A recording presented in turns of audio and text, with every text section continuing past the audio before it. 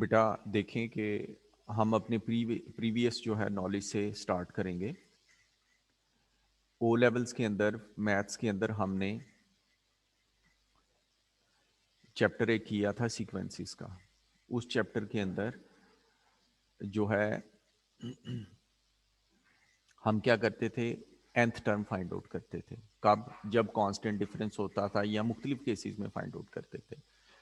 अब यही वो जो कांस्टेंट डिफरेंस वाला जो चीज़ है ना, उसी को हमने डिटेल में डिस्कस करना है कि जब टर्म्स के दरमियान में कांस्टेंट डिफरेंस हो तो फिर उस सीक्वेंस को हम किस तरह डील करते हैं।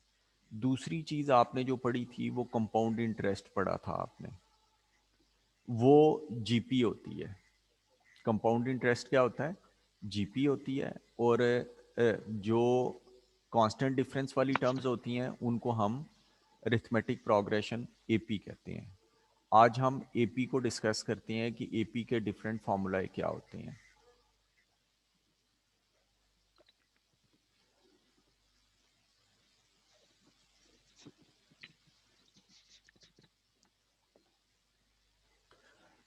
बिस्मिल्लाहिर्रहमानिर्रहीम।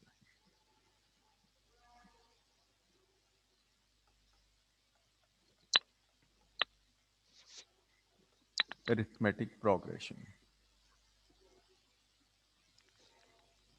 या इसको अरिथमेटिक सीक्वेंस भी कहते हैं।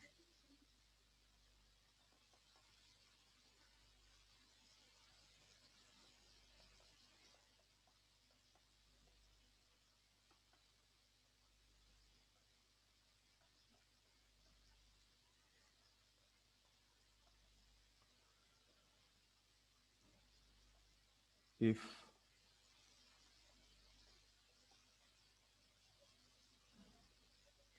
there is a constant difference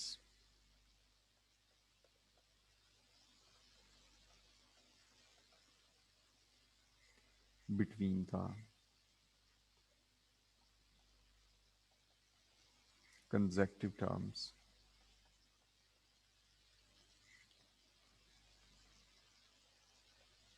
then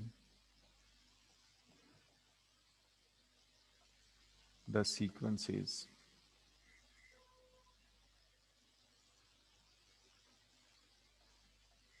known as arithmetic sequence.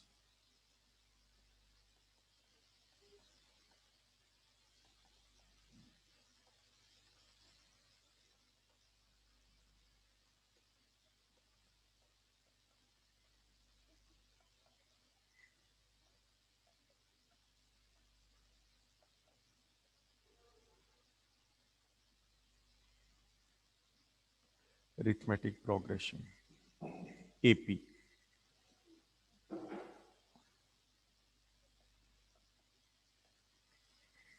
अब इसकी एग्जांपल है 1, 4, 7, 10, 13। आप देखें कि हर दो कंसेक्टिव टर्म्स के दरमियान 3 का डिफरेंस है। अब इसमें हम जनरल टर्म किस तरह निकालते हैं?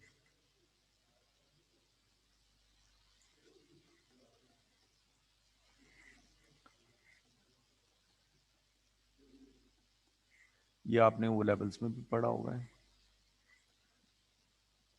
T N is equal to A plus N minus one into D. इसमें ए क्या होता है? First term. डी होता है कॉमन डिफरेंस।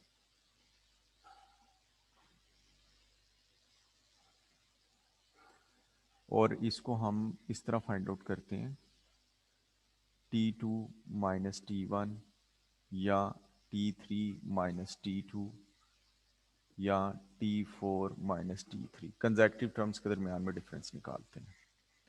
अब क्वेश्चन है जी,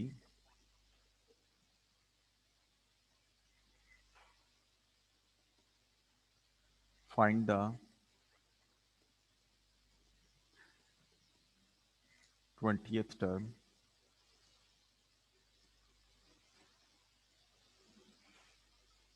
of the sequence 1, 4, 7, 10 and 13.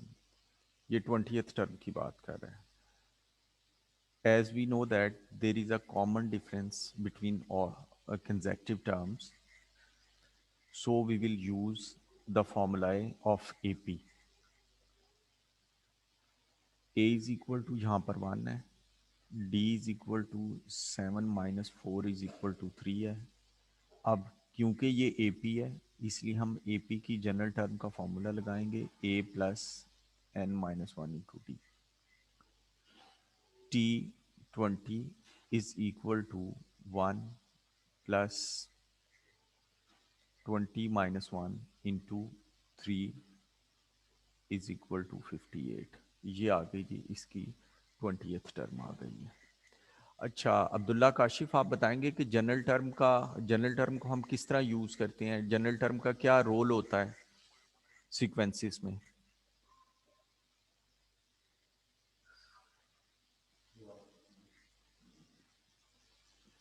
Ji Abdullah Kashif.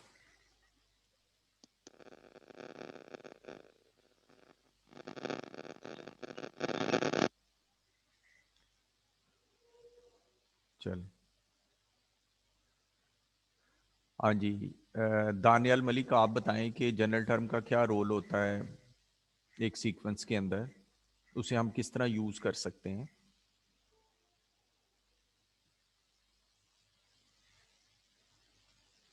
Daniyal.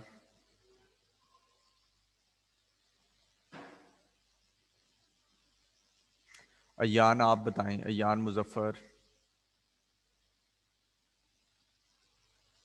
Sir कोई स्पेसिफिक टर्म निकालने के लिए यूज हो सकता है? बिल्कुल सही है.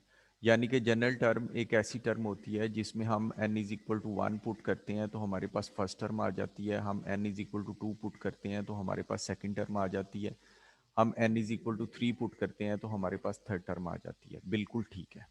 अब ये तो था पुराना फॉर्मूला, अब नया फॉर्मूला क्या है.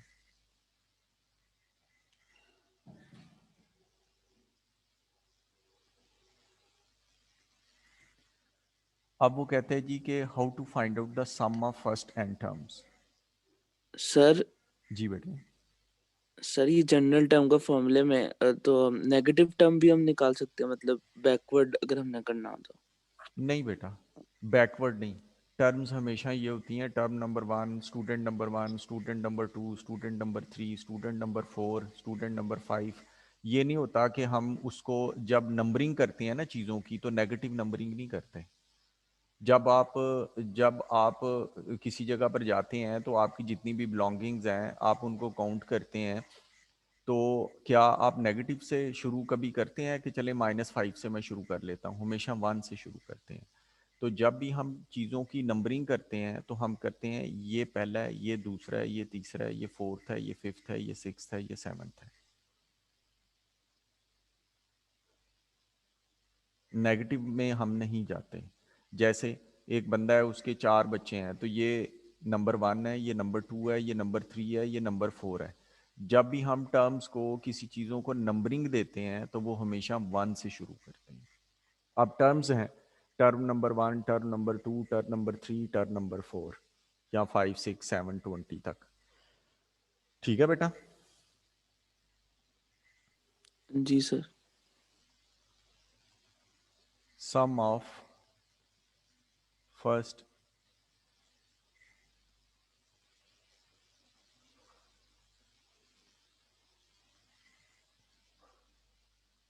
sum of first n terms of AP. अब AP के अंदर फर्स्ट n टर्म्स का सम हम किस तरह निकाल सकते हैं, उसका भी फॉर्मूला है Sn is equal to n over 2 2a plus n minus 1 into D. अब बेटा वो कहता है कि find the sum of first 15 terms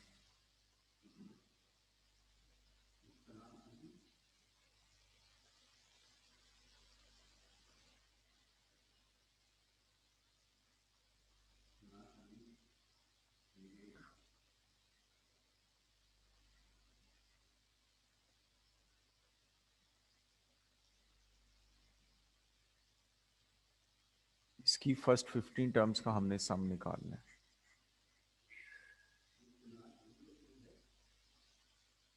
Here a is equal to 1, d is equal to 7 minus 4 is equal to 3, ये है जी, and n is equal to 15. S15 is equal to 15 over 2, 2 into 1 plus 15 minus 1 into 3. ये जी आ गया जी 15 over 2 into 44 is equal to 330. ये है जी। अब मेरे बच्चों, this formula can be use to find out the sum of first 10 terms. ये नहीं कि अगर आपने 21 से लेके 30 तक का सम निकालना है तो दिस फॉर्मूला इज वैलिड। ये पहली टर्म से शुरू करेगा और जो भी आप इंडिकेट उसको करेंगे n15 है n20 है उसका सम निकाल के देगा। अब फर्ज करें कि क्वेश्चन है find the sum of terms from 21 to 30। तो उस केस में हमें फॉर्मूले ने फर्स्ट 1 से देना है, तो उस केस में हम किस तरह करेंगे, S21 to 30 हम S30 निकाल लेंगे, उसमें से S20 माइनस कर देंगे, तो हमारे पास सम ऑफ फर्स्ट जो है वो फर्स्ट 30 टर्म्स में से फर्स्ट 20 टर्म्स माइनस करेंगे तो 21 से लेके 30 तक का सम आ जाएगा। अब हम इसी सीक्वेंस के लिए, sequence is the same,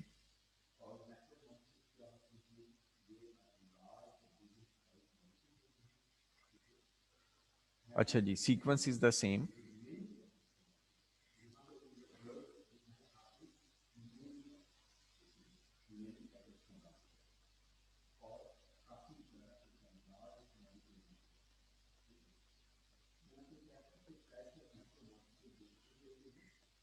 S30 हो जाएगा 30 over 2,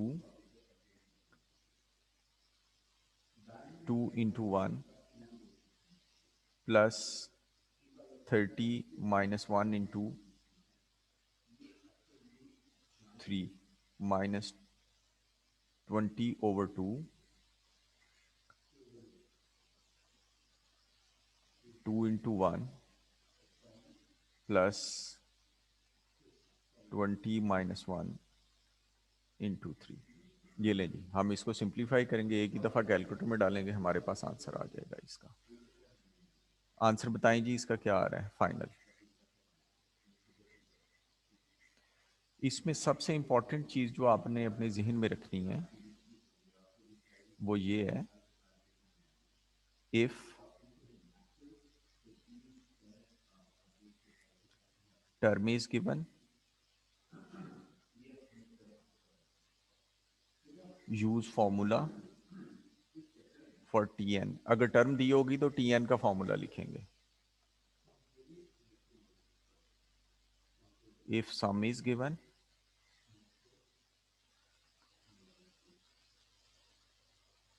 use formula for